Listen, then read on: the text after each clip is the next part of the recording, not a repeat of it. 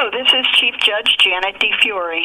Over the past few months, the Gender Fairness Committee of the 3rd Judicial District, chaired by former Albany City Court Judge Rachel Kretzer, has produced a documentary about the pioneering women judges of the 7-county 3rd Judicial District. 9 groundbreaking judges were interviewed. May D'Agostino, Judge of the United States District Court for the Northern District of New York, Catherine Doyle, former surrogate of Albany County, Victoria Graffio, former Judge of the New York Court of Appeals, Helena Heath, Judge of the Albany City Court, Rachel Kretzer, former Judge of the Albany City Criminal Court, Karen Peters, the presiding Justice of the Appellate Division 3rd Department, Beverly Tobin, former Judge of the Albany County Family Court, Mary Work, former surrogate of Ulster County, and Debra Young, Judge of the Rensselaer County Court. Throughout the month of March, Women's History Month, we will share these interviews through our Amici podcasts. I think you will find the interviews of these trailblazing women to be both enlightening and inspiring. I hope that we can eventually get to the point where we don't talk about men and women, we just talk about people and someone being the best person for the job, and that we're not looking at gender one way or the other. It was a lot of hard work that those women put into blazing the trail for people like me. I can only hope that I can carry on in their tradition and that I make them proud as I continue in my career. Welcome to Amici, news and insight from the New York State Judiciary and the Unified Court System. I'm John Carr. The voice you just heard was that of Rensselaer County Judge Debra Young, the very first female judge of a primarily criminal county court bench in any of the 7 counties that comprise the 3rd Judicial District. Judge Young was interviewed on December 5, 2016 by Dolores Bolden of the Office of Court Administration. Judge Young was one of the 9 pioneering women judges interviewed for a documentary produced by the Gender Fairness Committee of the 3rd Judicial District, which is chaired by the Honorable Rachel Kretzer. The audio of all those interviews was converted to podcasts, and the video was utilized for what we think is an extraordinary documentary. Filmed and edited by a very talented student volunteer, Ethan Travis, of the College of St. Rose. We are eternally grateful to Ethan and his professors, Kaylin Brown and Paul Conti, for making this project possible. For more information on the podcast series or the documentary, please contact me at 518-453-8669 or send me a note at jcaher@nycourts.gov. And thank you for listening. Just thank you so much for taking the time to meet with us and speak with us. The first question is, what led you to the law and who were your role models? Well, that's an interesting question, who led me to the law and who my role models were. I was actually a biology major in college and worked for several years at Albany Medical Center before I made the decision to go to law school. When I was in college, I had a very good friend whose father was general counsel at General Electric, and I spent quite a bit of time at their house. And it was a joke that he would become a lawyer and I would go to medical school. And his mother used to say to me, I don't know why you want to go to medical school. You obviously should go to law school. That is where you belong, during the heated legal conversations that they used to have at the dinner table. So when I graduated from college and worked for a few years, I like to say the law school is right across the street and from the medical center, and the pull of the law just took me there. Much to the dismay of my mother, who my grandfather had been a lawyer, and she always said, whatever you do, just don't go to law school, which is probably why it took me so long to make the decision that that's where I should be. But it was the best decision I ever made, and I really never looked back. So your role models would be? Well, really, I went to school in Baltimore, Maryland, so I spent a lot of time in Washington, D.C. So, at the time, Sandra Day O'Connor became the first Supreme Court Justice, so she was someone that made a rather large splash when I was in high school and college. So she was someone that I really looked up to. When I got a little bit older, Madeleine Albright, who became the first female Secretary of State, was someone who inspired people of my generation, I think, to go further. Thank you. All right. When you were at Albany Law School, was it your goal to become a judge? Well, actually, my decision to become a judge came much later. After law school, I clerked at the appellate division for a year, and then I went into private practice. I was doing medical malpractice defense for a fairly prominent firm in Albany. And what struck me when I started out there was I would be the only woman in the room. And when I would go in for depositions, it would be me and it would be the court reporter. We would typically be the only women, and then a room full of old men was sort of my experience. And then when I got out and started to try cases, I realized that that was the same on the bench, that everywhere I went, it was the rarity to see a woman sitting as a judge. And I thought, that I could do that job.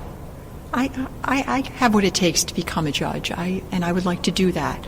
So it was a little bit later in my career that I made the decision to go from practicing law to being a judge.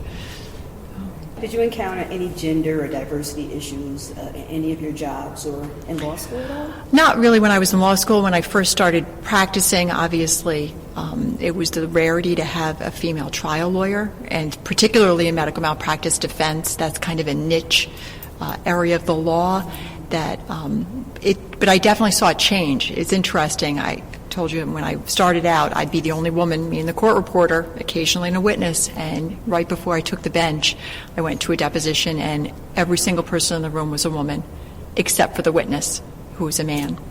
And I thought, what a difference in just 15 years from when I started to when I left. Now, in my role as a judge, I am on the county court bench, which is typically a boys' court, is the way I kind of think of it. So I went to a meeting this weekend for an association that I'm a member of, and I walked into a room, and I felt like I did when I started practicing law. It was me and a room full of men. And I said, I hope by the time I leave the bench, that room is different the way it was when I was practicing law, and that's important. Yes, thank you, Judge. It appears that during your years in private practice, and especially after becoming a partner, you were engaged in public service as a Skodak council person and as a Hoosick Town attorney. Is that how you position yourself to get the nomination in 2012? Absolutely. I made the decision in the early 2000s that I wanted to become a judge. I thought it was a job I would be well suited for, something I was interested in. I love the law. And when you're an attorney, you spend not enough time really focused on the law because you have other issues, particularly when you're a partner, to deal with personnel issues and client management issues. And I didn't enjoy those as much as I really loved the law. So I was appointed to the Skodak Town Board in 2005 because you have to be in it, politics, unfortunately, to wind up in this job. And I really liked that job a lot as a town board person. I ran in 2005 and then again in 2009, and I really felt I was able to give back to my community in that position. The Hoosick Town Attorney gave me a chance to advise other people on how to handle municipal issues that I had dealt with in my own experience as a town board person. So it was exactly that experience that got me where I am today. Thank you. Was there any gender-based opposition to your candidacy? Not really. The town board in Skodak is 4 town board members. At the time, I was the only woman. The supervisor was a woman when I started. She lost a re-election, and a man was elected to that position. But definitely, I didn't experience any type of bias against me because I was a woman. In fact, people were like, we want a woman on the board because we need some balance there. It just can't be men making these decisions. And I also had younger children. A lot of the other individuals were older, so I think they liked the fact that I was young and could speak to the issues that affect the children a little bit more. Thank you. In your campaign, did you in any way emphasize that if elected, you would be the first woman in the job? I wouldn't typically when I would go out and talk about who I was. I would talk about my qualifications, my experience, the fact that I wanted to do the job. I know other people would occasionally mention it and bring it up. It wasn't something I would put forth. In fact, I didn't even know that I was going to be the first woman until I had already decided to run. That was sort of something that came to my attention probably 4 or 5 months into the campaign. And I said, I hadn't honestly even thought about it. It was a job I wanted, a job I thought I could do, and I went for it.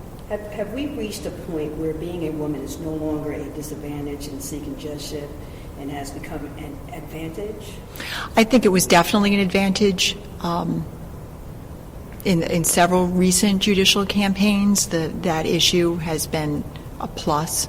Particularly in this district, yes. 2013, you became the first woman in history of the 3rd Judicial Department to be elected to county court.